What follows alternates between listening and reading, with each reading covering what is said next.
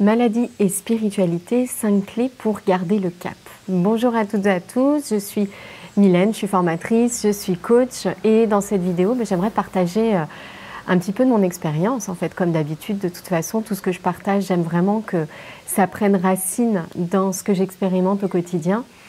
Et pour cette année 2023, je me suis fixé un objectif qui est vraiment d'ancrer la spiritualité dans ma vie quotidienne, c'est-à-dire au-delà en fait des temps de pratique dans lesquels je l'enfermais en fait avant. Et il se trouve que depuis ce début d'année 2023, eh bien, j'ai été assez souvent malade, voire complètement KO, même pendant quasiment une semaine, la semaine dernière. Et je voulais faire un petit retour en fait de justement comment j'ai gardé le cap de cet objectif d'ancrer ma spiritualité dans ma vie quotidienne, alors même que la maladie est présente. Et pour moi, vraiment, quand cette maladie s'installe, beaucoup de fatigue du corps, beaucoup de choses en fait qui remontent, je me rends compte à quel point, dans ces moments-là, le mental prend vraiment toute la place. Et à quel point je suis complètement en fait submergée, complètement associée à ce mental. Dès lors que la fatigue est présente, j'ai beaucoup de difficultés à prendre ce temps de recul habituel pour retrouver ma nature, pour observer les phénomènes de l'esprit. Et donc je suis complètement en fait prise dans ce jeu-là. Et donc j'ai pu identifier 5 étapes, 5 pistes en fait, qui m'ont permis de garder cet ancrage spirituel qui est encore une fois mon objectif vraiment 2023. La première chose que j'ai pu faire, c'est l'écriture. Et je trouve qu'une bonne façon de garder le cap lorsque la maladie est présente, eh bien, c'est d'écrire ce qui remonte.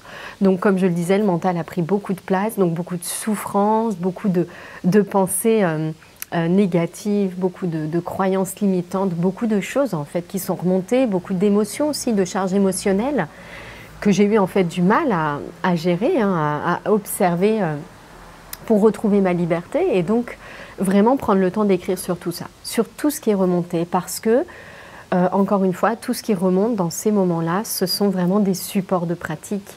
Peut-être que ce sont des choses que je ne vois pas dans ma vie de tous les jours quand tout va bien physiquement, mais là, le faisceau en fait a été orienté sur ces différentes choses, des blessures, des choses que des fois dont j'ai pas forcément conscience et donc ça a été la première chose pour moi, c'est de mettre ça par écrit, sans chercher à faire plus en fait, parce que je sens que physiquement, on le sent parfois quand la maladie est présente, on n'arrive pas forcément à prendre le temps de recul, à faire le pas de côté, mais au moins pouvoir coucher sur le papier toutes ces souffrances, toutes ces charges émotionnelles qui sont remontées, qui ont émergé.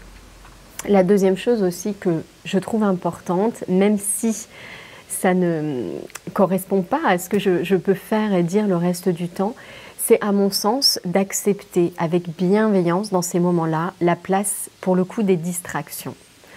Parce que je me suis rendu compte que avoir l'intention de mettre de la clarté ou de prendre du recul ou de me dissocier, c'est vraiment difficile en fait dans des moments de pic de fièvre ou de fatigue. Et donc redonner ici leur place aux distractions. Voilà, accepter que s'évader, que quand c'est difficile en fait de se relier à notre rêve, eh bien se connecter en fait au rêve des autres. Vous voyez, regarder par exemple des films inspirants, lire des histoires inspirantes. J'avoue que lire en fait j'ai du mal aussi quand je suis malade. Donc là, c'est là les seuls moments en fait de ma vie où je vais regarder des films. Et ben des films inspirants, des films qui partagent de jolies histoires. Et puis encore une fois, le relier à l'écriture, voir ce que ça peut faire émerger. Et donc je trouve déjà qu'en faisant ça, l'écriture et puis la place de la distraction, ça permet en fait peu à peu d'apaiser en fait ce mental qui tourbillonne, qui rumine et qui est en colère en fait, qui est triste contre l'injustice d'être malade, etc. Et donc moi, ça a été vraiment deux clés que j'ai beaucoup pu utiliser en fait, et je n'ai d'ailleurs quasiment pu faire que ça pendant plusieurs jours. La troisième chose ensuite que j'ai pu faire, ça a été d'inclure en fait progressivement à ma pratique, dès lors que j'ai commencé à reprendre un peu pied, d'inclure en fait progressivement ce qui a émergé dans mes temps de pratique, dans cette observation, dans cette écoute de moi, et donc d'inviter en fait une première souffrance qui a émergé, d'inviter une émotion qui avait émergé, quelque chose qui est ressorti de l'écriture, qui est ressorti d'un film que j'ai vu. Et là, vraiment prendre le temps, donc ça se fait progressivement en fait, hein, ce phénomène d'englobement, on pourrait dire, ou d'inclusion, voyez, d'ouvrir en fait un peu plus ses bras, un peu plus son cœur à quelque chose qui est ressorti, une culpabilité, un sentiment de colère, une injustice, ou bien autre chose, un conflit qui nous est revenu à l'esprit pendant qu'on n'était pas bien, quelque chose qu'on a mal pris. Et donc pouvoir ensuite inclure dans les jours qui suivent, dès lors qu'on retrouve un peu de forme encore une fois, dans notre espace d'amour, de liberté, de paix, eh bien inclure un petit quelque chose en fait, qui était remonté pendant la période difficile. La quatrième chose, quatrième clé, pour concilier encore une fois cette maladie avec sa spiritualité, ça a été bien de revenir en fait, revenir sur le maladie. Le maladie, si à mon sens, on est malade, si en gros on capte le virus, on déclare la maladie, eh bien c'est qu'il y a eu un terrain propice. Il y a eu un terrain propice. Et donc cette étape-là, cette clé ici vise à comprendre. Pourquoi en fait? Qu'est-ce que le mal a à me dire? Qu'est-ce que je n'ai pas intégré? Qu'est-ce que je n'ai pas fait? Qu'est-ce que j'ai fait en trop? Il y a eu probablement des signes avant-coureurs, et il y en a eu, par exemple, chez moi. Et je n'ai pas écouté ces signes. Pourquoi est-ce que je ne les ai pas écoutés? Et donc, quelles sont les leçons, en fait, de cette maladie? Qu'est-ce que je peux garder de cette maladie? Dans le programme Expérience, on parle des cadeaux cachés de nos épreuves de vie. Alors, je mets tout de suite une parenthèse. C'est une petite épreuve de vie que j'ai vécue, c'est une grippe. Je ne suis pas confrontée à des maladies beaucoup plus douloureuses et beaucoup plus impactante, voire fatale. Donc c'est vraiment voilà, quelque chose que je mets entre guillemets plutôt qu'entre parenthèses. Mais quand même écouter ces cadeaux. Voilà. Est-ce que mon corps, j'aurais pu l'écouter plus tôt? Est-ce qu'il y a des choses que je ne fais pas suffisamment au quotidien? Et donc là, j'ai vraiment pris le temps de cette analyse-là, de comprendre et d'identifier en fait des pistes. Parce que malgré ce bel objectif d'ancrage spirituel, je sais que le quotidien reprend le dessus, il y a des peurs qui prennent beaucoup de place, et donc voilà, qu'est-ce que j'ai à apprendre en fait de cette maladie? Qu'est-ce que le mal a à me dire? Et puis, et donc à cette phase-là, il y a vraiment des actions en fait qui ont émergé hein, et qui émergent à mon sens, des résolutions, des intentions de prendre davantage soin de soi, de s'écouter encore davantage, de poser peut-être aussi des actions impactantes. Moi, il y a vraiment des choses qui sont ressorties comme mon besoin de nouveauté, mon besoin d'aller à la rencontre, mon besoin de découverte également. Je me suis rendu compte que dans cette zone de confort, en fait, on perd quelque chose aussi, on perd une magie. Alors, il y a une part du mental qui a besoin de nouveautés pour se divertir. Il y a une part de peur, en fait, qui s'exprime dans le fait de rester dans un confort. Donc, vous voyez, vraiment passer du temps avec ça et pouvoir eh bien, faire émerger, en fait, des actions pour, encore une fois, se rapprocher de cet idéal, se rapprocher de cette nature.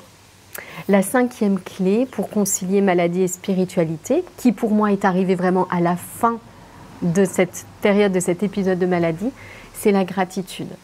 C'est vraiment de pouvoir remercier en fait ce corps qui se manifeste.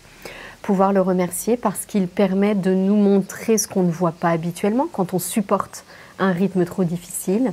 Il nous oblige à voir des choses, il nous guide en fait dans le chemin d'intégration qu'on doit faire pour se révéler à nous-mêmes, pour grandir à nous-mêmes. Et donc vraiment, je trouve que c'est important de prendre ce temps-là, ce temps de gratitude. Parce qu'en fait, dans ces temps morts, il y a vraiment un renouveau qui est présent. Dans ces phases difficiles, il y a déjà en fait le renouveau qui est en train d'éclore. J'ai beaucoup écouté une musique quand j'étais justement KO, qui dit It won't never be this way. Il n'en sera pas toujours ainsi en fait. Il n'en sera pas toujours ainsi, les choses vont évoluer. Et dans une situation difficile, il y a déjà la graine en fait du changement, il y a déjà la graine de l'après. après la pluie, le beau temps. Vous voyez, il y a déjà vraiment cette confiance, cette foi que cet épisode n'est pas là pour rien. Il y a des cadeaux cachés, il y a un renouveau, il y a un changement profond, il y a quelque chose qui s'installe, c'est juste une étape d'un cycle. Et donc, prendre le temps d'exprimer aussi sa gratitude pour cette maladie, pour ce corps qui s'est manifesté de cette façon. Voilà ce que j'avais à cœur de vous partager avec encore une fois un conseil, j'ai envie de dire quelque chose qui ressort de ça. C'est l'importance de faire un travail solide sur soi quand on va bien. Parce que ce n'est pas dans les moments de tempête, en fait, qu'on peut découvrir et mettre en application de nouveaux outils. C'est vraiment une discipline du quotidien et elle prend son ancrage, elle prend racine dans les moments de notre vie où on va bien, où on est en mesure de le faire avec toute notre conscience, avec toute notre énergie. Et donc c'est très important d'apprendre ces grandes aptitudes d'écoute de soi, de choisir l'amour, d'accueillir la peur, d'observer l'ego, d'accueillir toutes les formations mentales difficiles, et puis ensuite de poser des actions incarnées. Ce sont vraiment des grandes actions, des grandes aptitudes à cultiver au quotidien. Je vais vous mettre un petit lien en dessous de cette vidéo vers la conférence que j'anime, 8 étapes clés pour créer la vie qui vous ressemble, qui reprend justement ces grands piliers, ces grandes aptitudes. Et puis bien sûr le chemin expérience que je propose depuis plusieurs années déjà et qui permet vraiment de cultiver ces grandes aptitudes, ces grandes qualités et d'avancer davantage vers soi. Merci beaucoup pour votre écoute. Passez une très belle journée.